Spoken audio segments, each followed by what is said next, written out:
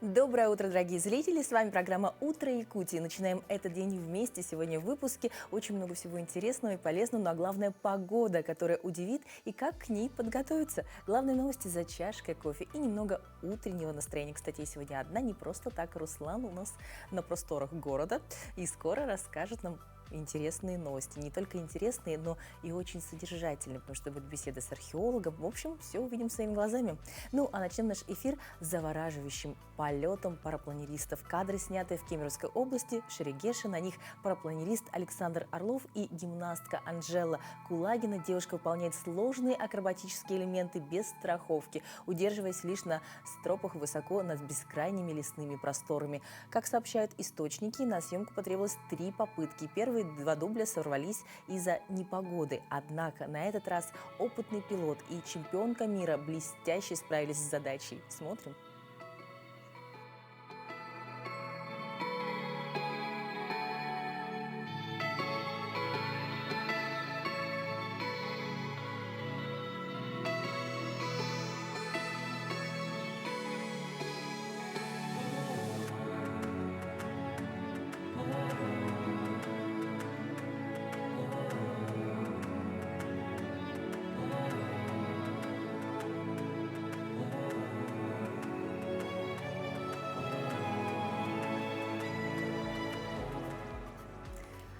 Кадры просто завораживают. Повторить такое не советую, конечно, без подготовки, но смотреть на это можно бесконечно. Ну а прямо сейчас давайте посмотрим, что у нас с погодой. Им погода благоволила, а вот нам узнаем прямо сейчас.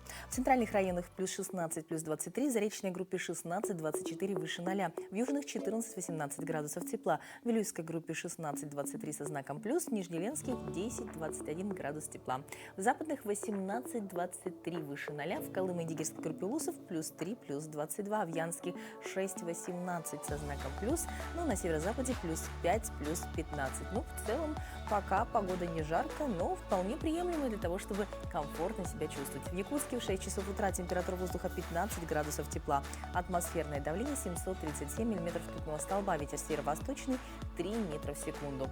Сегодня днем в Якутске пасмурно, ветер северо-восточный 3 метра в секунду, температура 21-16 градусов. Ну, температура потихонечку растет, наверное, скоро у нас тоже будет солнышко, ждем с нетерпением. Ну, а пока наслаждаемся такой комфортной температурой. Ну, а прямо сейчас, правильно, утренние новости специально для вас.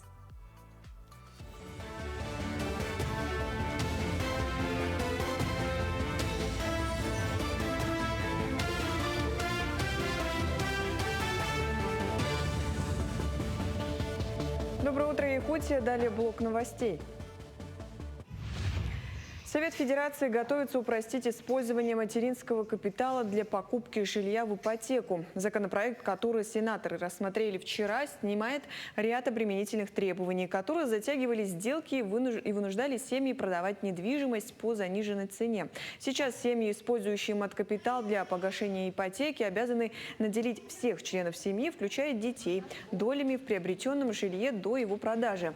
Новый закон избавит от этой необходимости и позволит выделять доли сразу в новой, более просторной или дорогой недвижимости. Кроме того, отменяется требование получать согласие банка на оформление жилья в общую собственность семьи. Закон о самозапрете на оформление кредитов, вступивший в силу 1 марта, эффективно работает, заявил председатель Госдумы Вячеслав Володин. По его словам, уже более 12 миллионов граждан воспользовались этой возможностью за первые 4 месяца. Он призвал россиян рассказать о новой защитной мере своим родным и близким, особенно пожилым людям, и помочь им установить запрет через портал госуслуг. До конца лета такая возможность появится и в офисах МФЦ по всей стране. Напомню, запрет может быть полным или частичным. Жители по всей России стали сталкиваться с блокировкой своих счетов при попытке перевести средства или при получении крупных сумм. В основном это связано с изменениями в законодательстве, вступивших в силу еще в июле 2024 года. Банки обязаны приостанавливать переводы, содержащие признаки мошенничества, и незамедлительно уведомить об этом клиента. Чтобы снова разблокировать свой счет, нужно обратиться с заявлением в банк, предоставив обоснование проделанных операций в виде копий договоров или объяснений заявление в письменной форме. В течение 15 рабочих дней Банк России рассмотрит заявление и примет решение о разблокировке счета. Утиные истории на якутский лад. Весной начинается сезон охоты на уток, традиционного мясного ингредиента кухни народа Саха. Якутянин Григорий Федоров охотится на них с самого детства. В этом году Григорий вместе с другом приобрел самок, чтобы использовать их как подсадных для привлечения добычи. Приехав с охоты, Григорий оставил утку у себя, но в один день птица обзавелась ухажером, самцом дикой кряквы. Так появились яйца, а после вылупились утята. Посовещавшись с семьей, Григорий принял решение отпустить птицу с детьми на озеро Сайсары в дань уважения природе. История хорошо кончилась. Они на природе у себя. И вот уже дети уже порадовались. И вот, хотя в городе Якутск еще одним семейством уток будет больше, дети будут больше радоваться. Ну и всего им хорошего, чтобы осенью они улетели. Ну а прямо сейчас узнаем, где же прогуливается у нас Руслан и что интересного готов нам рассказать. Руслан, доброе утро. О, ты в старом городе? Доброе утро, Вероника. Сейчас я нахожусь на утренней прогулке здесь, в нашем красивом старом городе. И сегодня мы с вами окунемся в историю нашего города, потому что есть не только те артефакты, которые уже хранятся здесь, в башне Острога, но а также есть еще и интересные новости. Все это вы узнаете в течение нашей программы, нашего выпуска. Но вначале, прежде чем зайти в Острог, хотелось бы отметить, что в 1632 году стрелецкий сотник Петр Бекетов основал город Якутск, но я думаю, что этот факт знают многие, на другом берегу реки Лена, там, где находятся сейчас Сотинцы. Вот, ну что, сейчас у нас здесь находится музей, и давайте познакомимся с хранителем башни Острога. Александр Дьяконов, член ВААПИК. Александр, здравствуйте. Здравствуйте. Ну, Александр, давайте мы, наверное, начнем с исторической справки, да?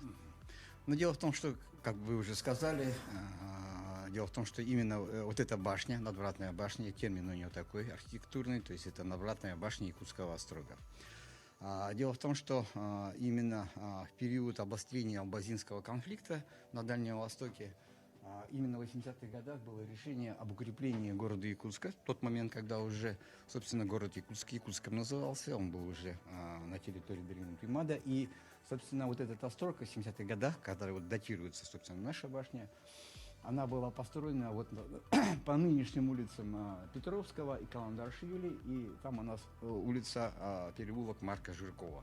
Вот этот весь, вот у нас есть план именно города Якутска 18 века. Здесь вот мы четко вот границы его определяются. То есть нынешняя башня наша, вот ее историческое место, она была на площади Дружбы народов, там, где сейчас примерно стоит памятник Кулаковскому.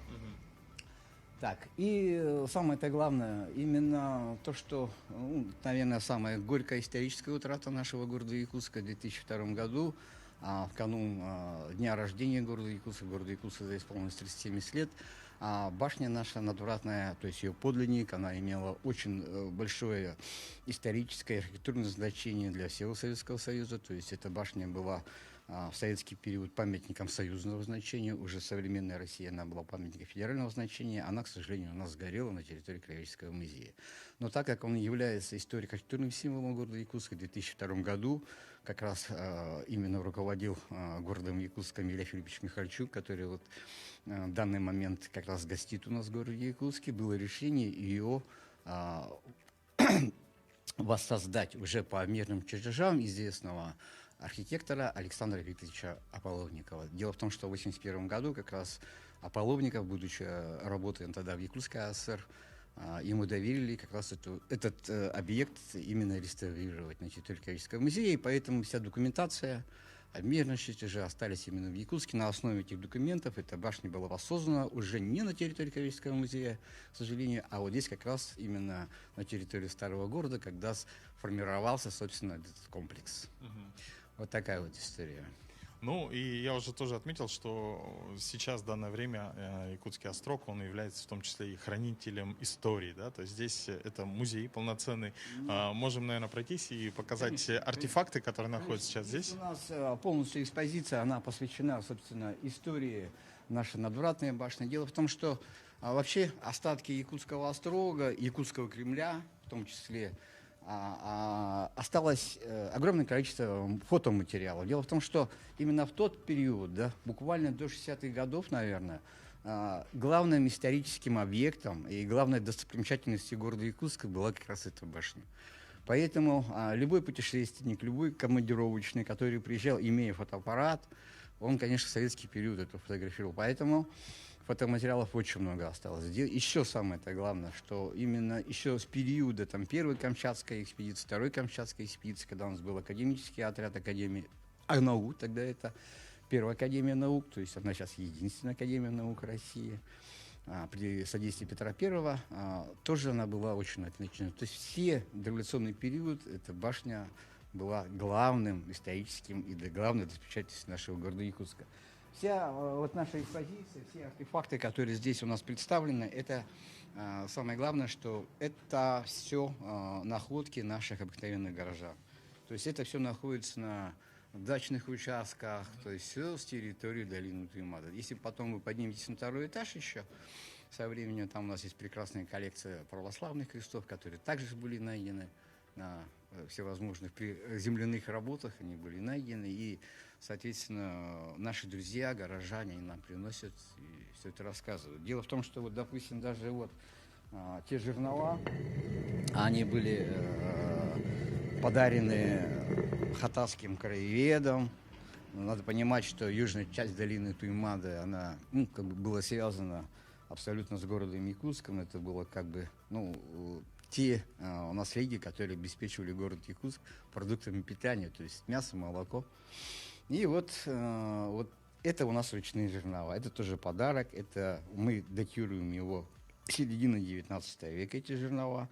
Пшеница у нас здесь ангинская. И здесь мы как раз вот рассказываем нашим гостям об истории земледелия в Якутии. То есть мы здесь рассказываем про Ерофея Хабарова, который сделал первые попытки тогда на уже верховьях реки Лены, о том, что он доказал, о том, что здесь, на территории Крайнего Севера, можно выращивать зерновые культуры. И самое главное, с этого момента у нас практически к концу 19 века вся практически центральная часть нашей республики, то есть более плодородные земли, особенно это Заречье, вот Алекненская, Амга у нас есть, вот там у нас начали выращивать обыкновенные крестьяне, то есть жители, то есть скотоводы, народ Саха. Они к тому моменту, уже к концу 19 века, имели, кроме своих пастбищ, покосов, покосных угодий, еще имели обработанные поля. Об этом мы расскажем. Здесь, конечно, у нас ребята все это крутят, особенно это нравится школьникам. Собственно, жернова они домашние. И здесь мы все просеем, и вот на выходе у нас такая получается мука. То есть абсолютно рабочая мельница, и можно приготовить оладьи. Да, она у нас, мы ее подреставрировали, но она осталась рабочей.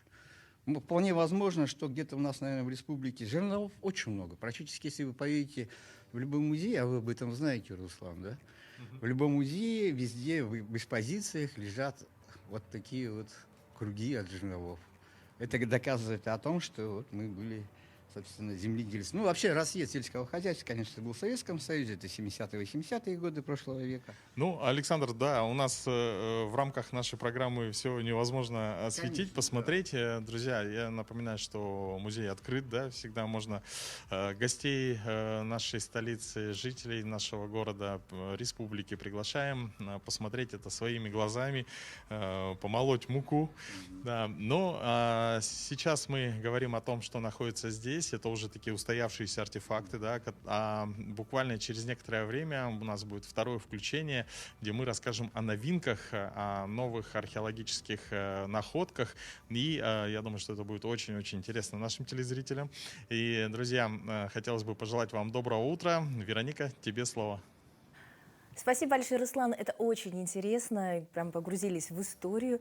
Конечно, нетерпением ждем археологических находок. Теперь от увлекательного путешествия в прошлое делаем шаг в будущее. нашего дня, конечно, активное, динамичное. Пробуждаемся с утренней зарядкой. Всем привет, телезрители! Меня зовут Винокуров Гаврил. Сегодня мы сделаем функциональную тренировку на все тело. Первое наше упражнение – это джампинг. Делаем прыжки в стороны, руками, ногами работаем. У кого большой вес, болят суставы, делаем это шагово. Понятно, да?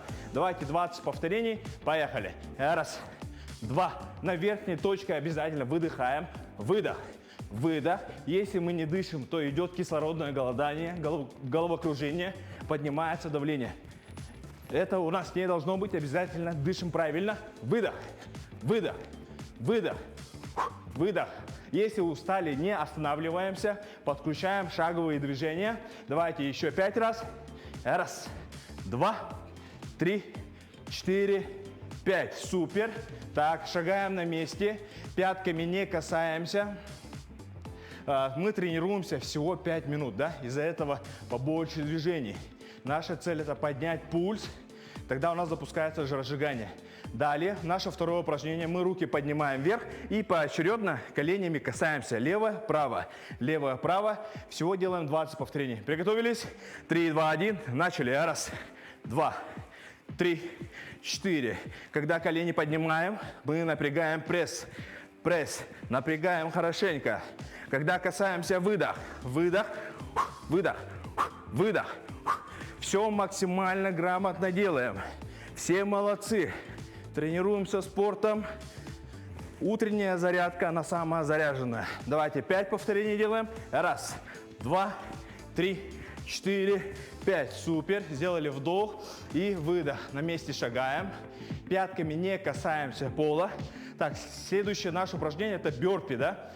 Бёрпи есть у нас усложненный вариант и также есть облегченный вариант. Я буду показывать облегченный вариант. Ноги поставили на ширину плеч, делаем наклон. Руки в пол, таз отводим назад, ноги назад, потом обратно возвращаемся и хлопок. Можем прыгать, можем нет. 5 повторений делаем, поехали.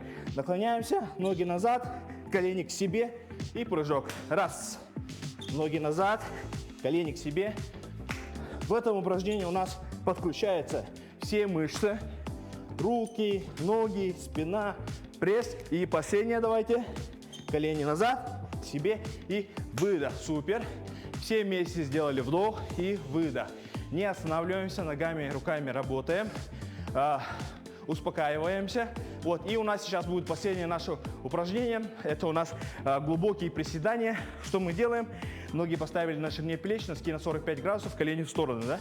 Приседаем глубоко, руками коснулись пола, наверху делаем хлопок. Понятно, да? Первое наше движение – таз отводим назад, коснулись, пятки не отрываем, касаемся, выдох. 10 повторений, поехали. Раз, два. Ноги – это наша сила. Обязательно каждый человек должен уметь тренировать ноги, должен уметь приседать, а именно грамотно. Вот. Мужчины особенно. От ног зависит многое. Вот. Давайте еще 5 повторений. Раз. Наверху выдыхаем. 2, 3, 4, 5. Супер. На месте не стоим. Шагаем на месте, пятками не касаемся. Давайте все вместе сделали вдох. Выдох. Еще раз. Вдох и выдох. И последний вдох и выдох. Давайте все вместе выпрямляем руку, правую руку, ладони прямо смотрят и держим 3 секунды. Раз, два, 3. Поменяли. Раз, два, 3. Плечи. Раз, два, 3. В другую сторону. Удерживаем. Раз, два, 3. Ноги поставили шире плеч. Делаем наклон и удерживаем 5 секунд. Раз, два, 3, 4, 5. Квадрицепсы, передняя часть ноги, 5 секунд. Раз, два, 3, 4, 5. Другая нога. Раз, два, 3, 4, 5. Молодцы. Все вместе потянулись вверх, вдох и выдох. И на этом мы закончили. Если вы каждое утро будете делать зарядку, это даст много сил, энергии и новых побед. Уверена, что если вы повторяли эти упражнения, вы точно проснулись. Всем еще раз доброго утра. Кто только проснулся, спешим рассказать, что сегодня 3 июля, день важных исторических и культурных вех. Беларусь торжественно отмечает День независимости в программе церемонии возложения венков на кургане славы, документальные премьеры о военных подвигах и гала-концерт «Время наших побед». А для ценителей литературы СПбГУ подготовил онлайн-лекцию о «Ревизоре» Гоголя, где разберут, как менялось восприятие комедии от премьеры в 1836 году до символических интерпретаций 20 века. О том, какие еще события отражают связь эпох и чем еще знаменательный день сегодняшний, расскажем в нашей постоянной рубрике.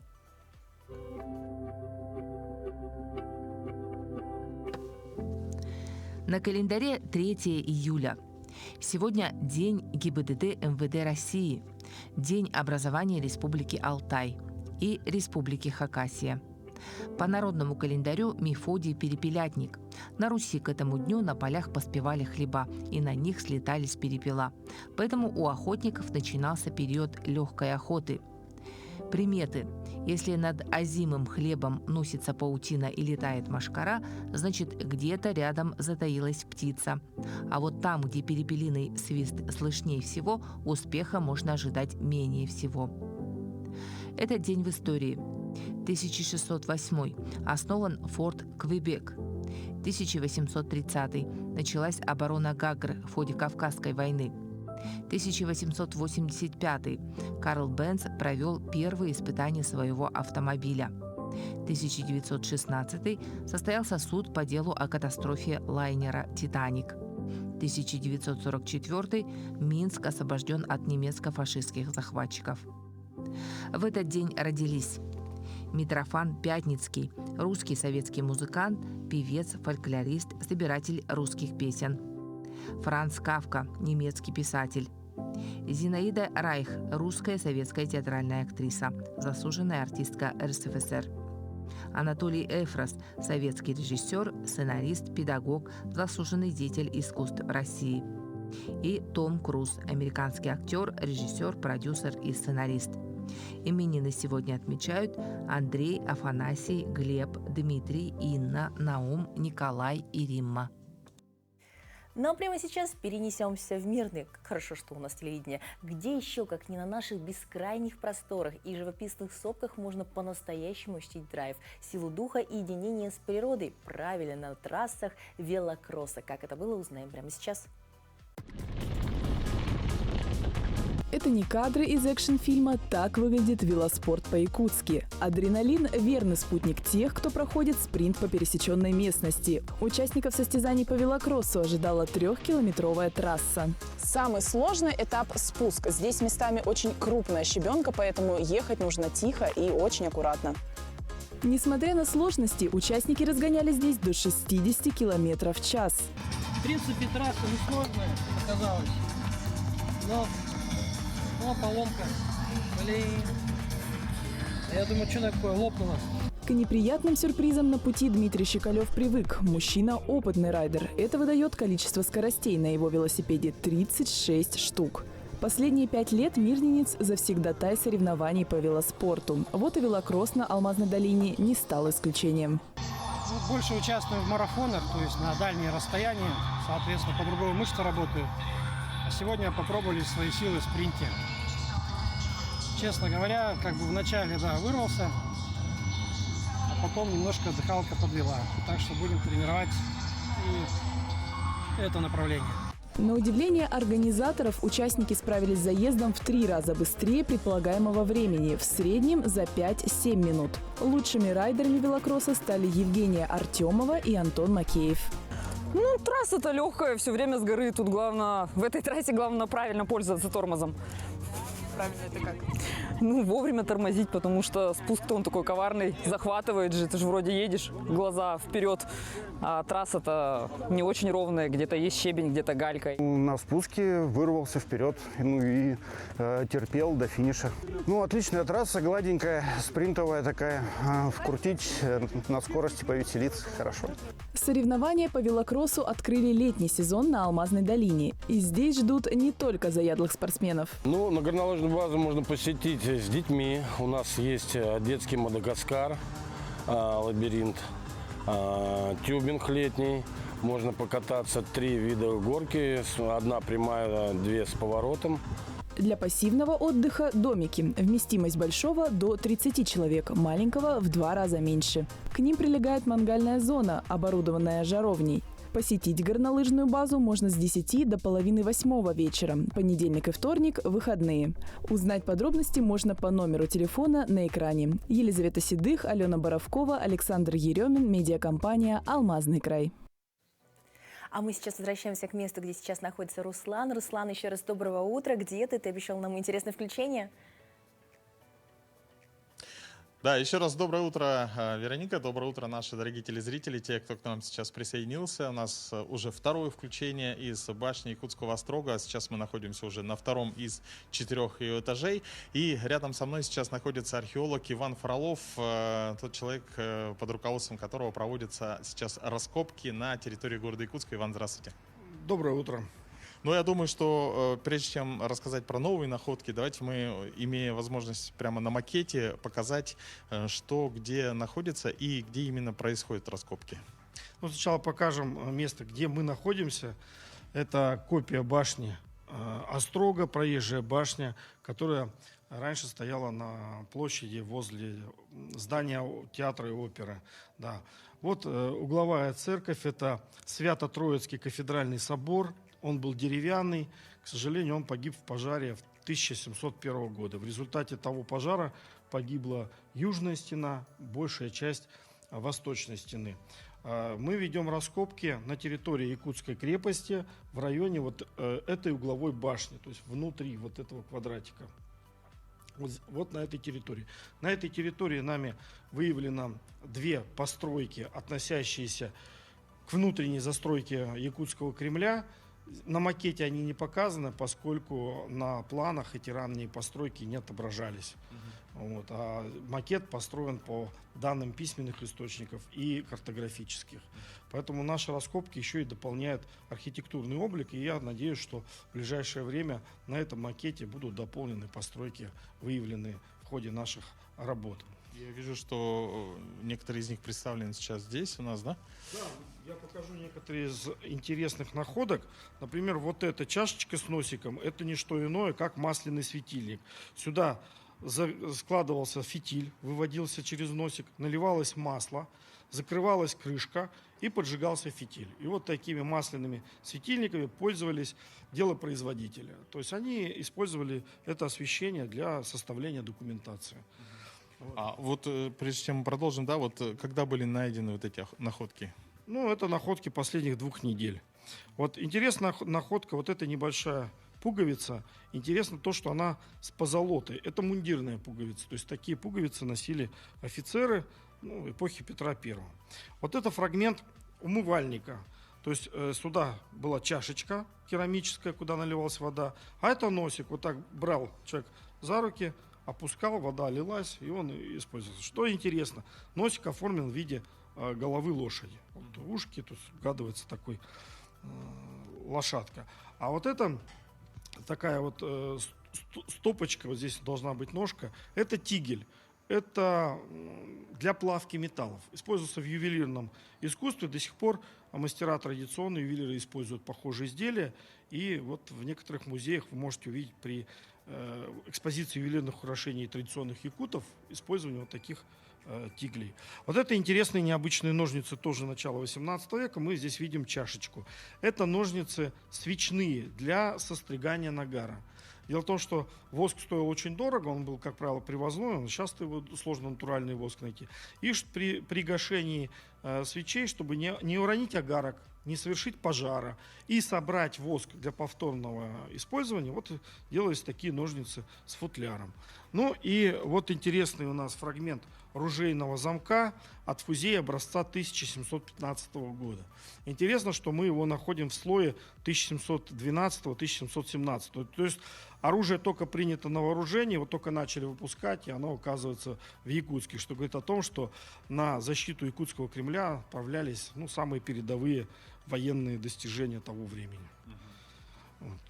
Ну, это вот такие необычные предметы, которые редко встречаются на посаде. Они чаще встречаются именно на территории Кремля, поскольку связанные именно с элитарной культурой, скажем так, да, поскольку на посаде жили в основном ремесленники, охотники промысловые, ямщики, а на территории Кремля велась государственная административная деятельность. То есть, соответственно, люди на территории Кремля не жили, они там несли государеву службу, вели учет налогообложения, рассматривали жалобы, отправляли государственную почту, письма, получали распоряжения, назначались воеводы в дальние остроги. То есть это административный центр города. И да, это вот Кремль. Мы видим, что здесь две линии обороны. И вот внутренняя часть, это, собственно, город или Кремль, тут рубленые террасы. Это 1680-е годы. А спустя почти 10 лет, в 1690-е годы, на полет стрелы был построен еще острог. То есть здесь мы видим те же самые башни, но стены уже из чистокола, то есть из бревен, вкопанных вертикально. Вот. Но мы копаем, как я еще раз сказал, на территории Кремля, именно Якутской крепости. Иван, скажите, вот для вас, как для археолога, вот, меняется ли представление об истории вообще, да, вот с нахождением новых каких-то артефактов? Если бы так все было просто менять в истории, наверное, это бы не была наука. Скажем так, мы получаем дополнительные штрихи, которые делают нашу картину прошлого более объемной, более живой, более приближенной к действительности.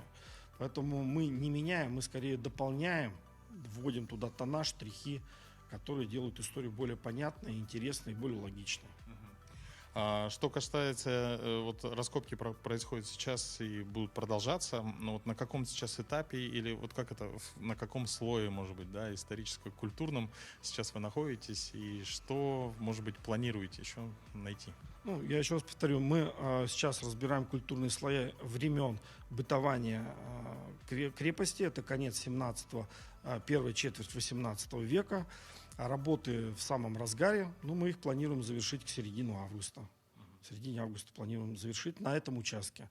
А продолжение работ будет зависеть от дальнейшего хозяйственного освоения территории Якутского острога.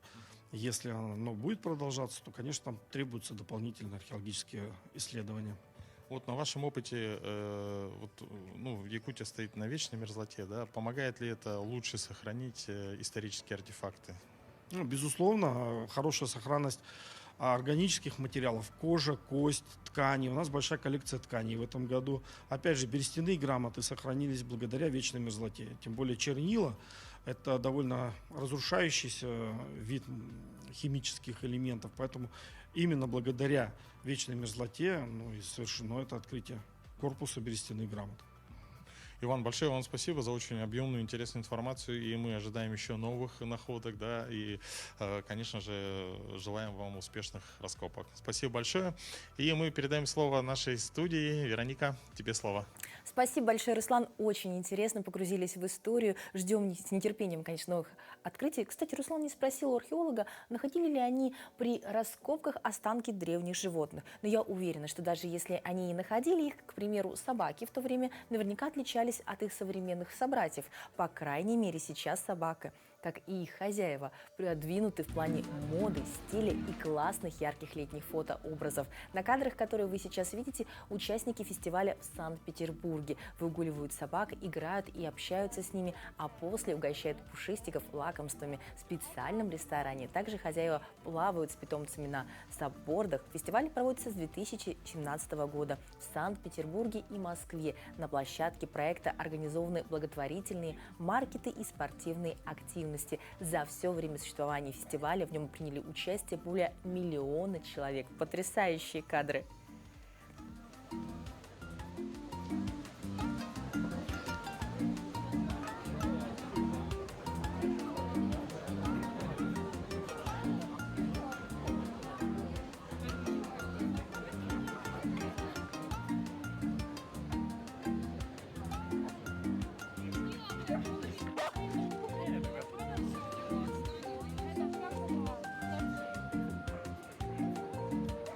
Все прекрасно, погода вот только немножко типичная санкт-петербургская, а так все замечательно.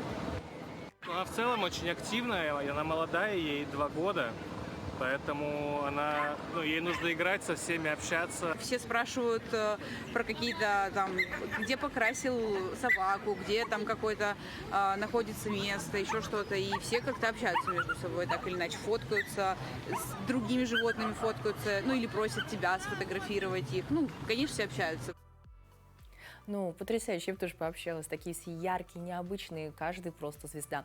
И кто сказал, что лучшие модели только люди? Кажется, пора отправляться на поиски свежих идей для летнего гардероба в неожиданное место, на выставку собак или вот такую встречу. Среди участников безупречной родословной, идеальным экстерьером найдутся такие экземпляры, чье чувство стиля заставит позавидовать любого модного блогера. Лето – это вообще отличное время для поиска своего нового образа. А как это сделать и с чего начать, помогут советы стилиста. Доброе утро, дорогие друзья! Меня зовут Дарья Габушева, я персональный стилист, и это наша с вами любимая рубрика «Рекомендация от стилиста». Уже лето. Каждый раз, когда мы с вами встречаемся, я каждый раз называю новое время года, мне кажется. Но это и хорошо. Почему? Потому что в Якутске весна короткая, а лето у нас еще короче, друзья. И вместе с тем лето мы хотим использовать по полной программе. И, конечно, хочется больше свежих образов и больше разнообразия. Это отличная возможность проявиться по полной программе и выбирать сочные, классные, яркие и не сильно многослойные образы, от которых мы так устали. И сегодня в нашем выпуске мы с вами поговорим про обувь, потому что обувь в летнее время – это в первую очередь комфорт. Обсудим обувь и аксессуары, например, сумки. Следующий вариант – это тоже туфли в слингбеке, о которых я уже говорила. Здесь мы выбрали более офисный образ, и в нем, конечно, хочется более сдержанную обувь. Тут чаще всего девушки выбирают, опять же, лодочки, бежевые, черные, да. Я рекомендую попробовать другой цвет, и это шоколадный, это коричневый. Здесь он у нас немножечко такой под питона, но также это могут быть и однотонный, не такой фактурный, да, вариант. И такая обувь тоже очень удобная и красиво, очень грациозно выглядит. Обратите внимание на вытянутый нос, это тоже один из трендов сезона, но стоит отметить, что тренды сейчас настолько разнообразны, что если вы выберете коричневые туфли с круглым мысом, вы также, и даже с квадратным, вы также будете актуальны. Обращая внимание на каблук, еще буквально недавно кто-то говорил, что каблук-рюмочка – это антитренд, но я вам скажу так, что сейчас она снова безумно актуальна, потому что это, скажем так, немножко винтажная эстетика, это ретро-эстетика, это, конечно же, привет из 50-х, возможно, и это сейчас на пике своей популярности. Опять же, говоря про сумку, которую мы выбираем. Когда мы выбираем сумку под образ, мы всегда ориентируемся в первую очередь не только под одежду, но и под образ жизни. Когда мы с вами работаем в офисе, мы понимаем, что достаточно много вещей нам необходимо с собой брать. Это могут быть блокноты, планшеты, телефоны, всевозможные необходимые гаджеты. И, конечно, тогда ваша сумка должна быть более вместительная. И мы ориентируемся с вами, скорее всего, под то, что мы будем носить в этой жизни в первую очередь, а потом уже под то, с чем мы будем это носить. Поэтому я рекомендую в первую очередь заниматься анализом того, как часто вы и что носите с собой, а потом уже приобретать сумку. Потому что даже если тренд на микросумки, это не значит, что ее стоит покупать, если туда даже не поместится ваш телефон. Отличные советы, правда, хочется чего-то свежего, яркого, летнего. Ну, а прямо сейчас передаем слово нашей службе новостей.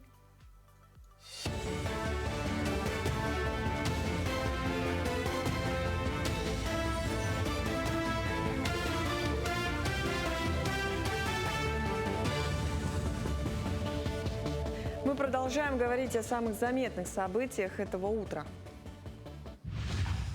Кардиологи кардиососудистого центра Якутии провели более 4000 дистанционных консультаций по ЭКГ с начала года, сообщает Минздрав Республики. Современные технологии позволяют медикам из отдаленных районов получать экспертные заключения в режиме реального времени, что критически важно для своевременной помощи при сердечно-сосудистых заболеваниях. Система теле-ЭКГ интегрирована с электронной медицинской картой пациентов, что обеспечивает удобное хранение и доступ к данным. 11-я республиканская педагогическая ярмарка на тему «Сельская школа и образовательная марка» прошла в эти дни в Верхневилюйском Улусе. Участие приняли около 2000 педагогов из разных районов республики.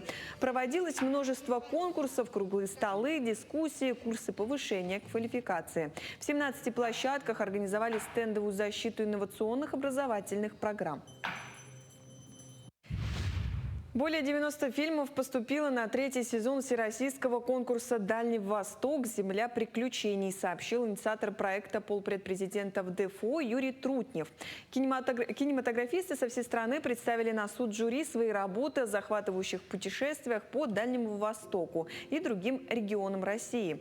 География участников не ограничивается Дальним Востоком. Свои работы прислали кинематографисты из Севастополя, Краснодарского края и Кемеровской области. Организаторы по подготовке и проведению 22-й спартакиады по национальным видам спорта презентовали экипировку организационного комитета, судей, пресс-центра и волонтеров игр. Автором эскиза является Вячеслав Мартынов. Форма сочетает в себе этнические узоры, традиции народа Саха и современные технические материалы.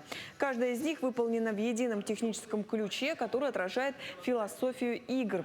Главный символ победы – медали и кубок, которые выполнены также в якутском стиле. На лицевой стороне медалей объемные манчары на белом коне, а на обороте эмблема игр и паттерн села Татта.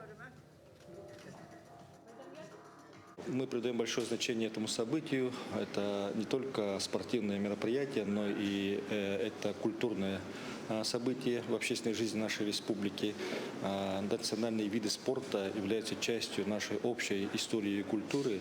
И мы, проводя этот турнир каждый раз в 4 года, сохраняем и приумножаем наш культурный и исторический потенциал будущему поколению. Ежегодно 8 июля в России празднуют День семьи, любви и верности, посвященный семейным ценностям и традициям. По всей Якутии пройдут праздничные мероприятия, а главные торжества развернутся в Якутске. С 15:00 на Комсомольской площади и в Парке культуры и отдыха жителей и гостей столицы ждут насыщенные развлекательные программы, игры, мастер-классы и конкурсы. На Комсомольской площади состоится торжественное вручение медалей за любовь и верность парам, прожившим в браке более 25 лет. Каждая семья-победитель получит премию главы республики в размере 300 тысяч рублей. К этому часу это вся информация. До встречи в дальнейших эфирах.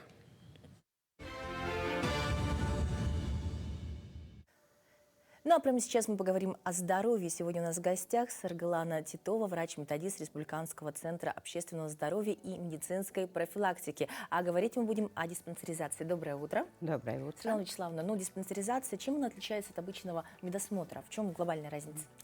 Разница состоит в том, что медицинские осмотры – это обычно периодические и предварительные, которые проходят перед поступлением на работу или в результате работы. Да? Для них делается спектр медицинских услуг, обследований, которые выявляют просто, этот человек может работать на этой работе или нет. А диспансеризация, она отличается тем, что разница в том, что выявляем онкологические заболевания. Вот. А кто может пройти диспансеризацию в этом году и как часто ее нужно вообще, в принципе, проходить человеку? Диспансеризацию проходит с 18 до 39 лет каждые 3 года. Это диспансеризация определенных групп взрослого населения, и старше 40 лет ежегодно проходит. Все остальное время проходит профилактический медицинский осмотр. Вот это проходит у себя в поликлинике или нужно специально куда-то в специализированный центр обращаться? Каждый пациент проходит в своей поликлинике, записывается по 122, чтобы было удобное время. Через 122 каждой поликлинике можно записаться на диспансеризацию. Ну и также через госуслуги, да? Да. Стандартная запись. Да. А вот это входит в ОМС, да, получается? Это для гражданина совершенно бесплатно проводится в рамках обязательного медицинского страхования. А вот анализы и обследования единые или они отличаются по возрасту? Спектр обследований отличается. Старше 40 лет, и в рамках диспансеризации проводится онкоскрининг. Все остальное, оно одинаковое. А также проводится скрининг гепатита С 25 лет каждые 10 лет. Как все сложно.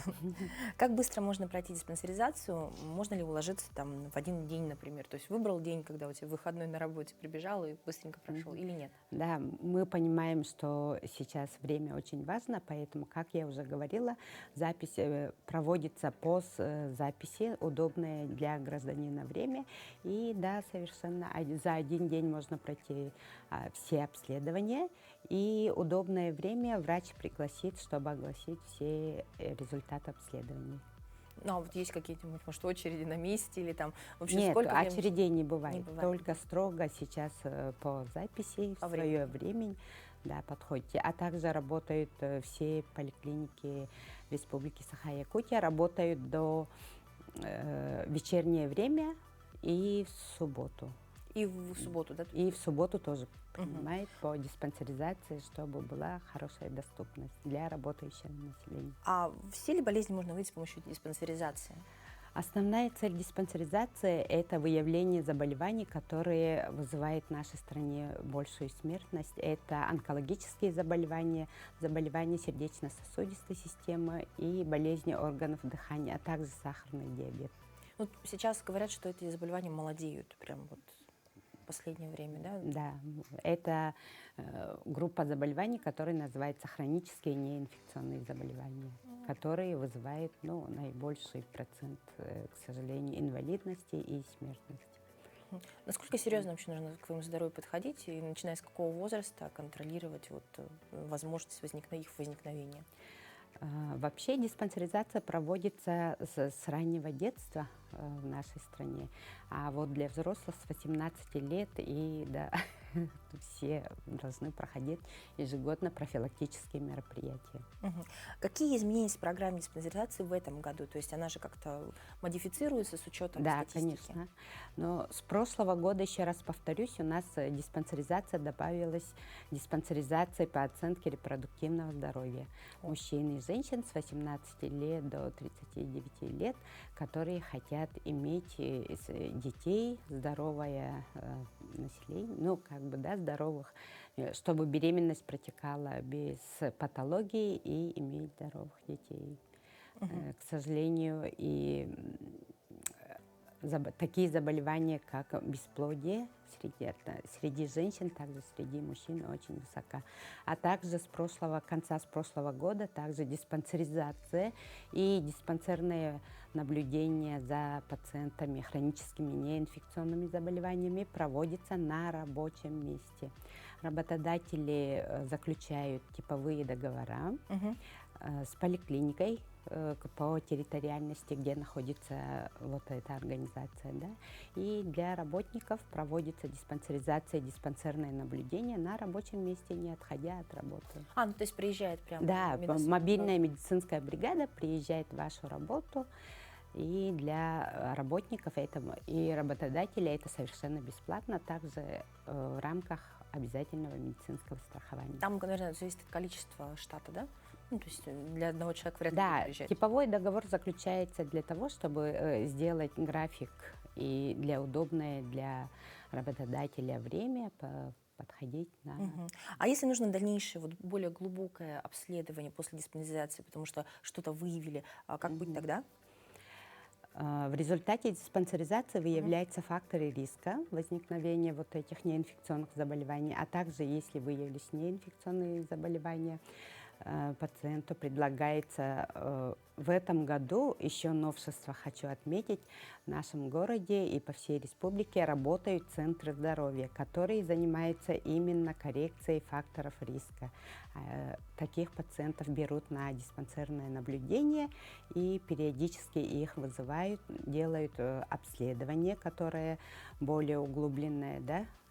Это такие факторы риска, как курение, избыточный вес, нерациональное питание и ожирение. Можете каждый после диспансеризации, если выявляется, поликлиники направляют центр здоровья. У нас в городе Якутске она находится по улице Бестужева-Марлинского, 1. Все граждане могут записаться по телефону 8 411 2 50 88 18. Спасибо большое. И вот как мотивировать людей вот проходить обследование, потому что многие даже уклоняются от медосмотров на работе. Но диспансеризация за все эти годы, сколько я работаю, уже довольно-таки на слуху, да, люди уже понимают. И очень отрадно, когда люди стали обращать внимание на свое здоровье. И чтобы предупредить эти опасные заболевания, надо ежегодно проходить профилактические мероприятия, диспансеризацию. Спасибо большое за подробный рассказ. Ну, конечно, дорогие зрители, берегите свое здоровье, будьте внимательны к себе и вовремя обращайтесь, проходите медосмотры на работе, проходите диспансеризацию, чтобы быть в курсе, какие риски существуют. Ну и если они существуют, вот уже есть центр здоровья. Спасибо большое. Ну, а мы сейчас переносимся в город Нерингри, столицу Южной Якутии, где сегодня начинается долгожданный Сэхолонхо. Вчера и сегодня нерингринцы принимают многочисленных гостей. Торжественное открытие запланировано на завтра, 4 июля. Основная конкурсная программа начнется сегодня вечером и продлится 3 дня. В программе из Сэха более 70 различных конкурсов, спортивных соревнований, обрядовые церемонии, выставки, концерты, показы спектаклей, архивных видеоматериалов, фильмов. Выступят лучшие исполнители алахансуты, запевалы асохой и носители традиционного фольклора. Завершающим действием станет театрализованное представление театра Олонхо «Прекрасная Нюнгурмок», матерь эвенкийская с длинной косой на 6 саженей. Такой масштабный национальный праздник проводится в Нерингри впервые и посвящен он 80-летию Великой Победы, Великой Отечественной войне и 50-летию южной столицы Якутии. Наши корреспонденты сегодняшнего дня готовы будут показывать и рассказывать об Сэхолонхо, так что следите за выпусками новостей на телеканале Якутия-24 и НВК Саха.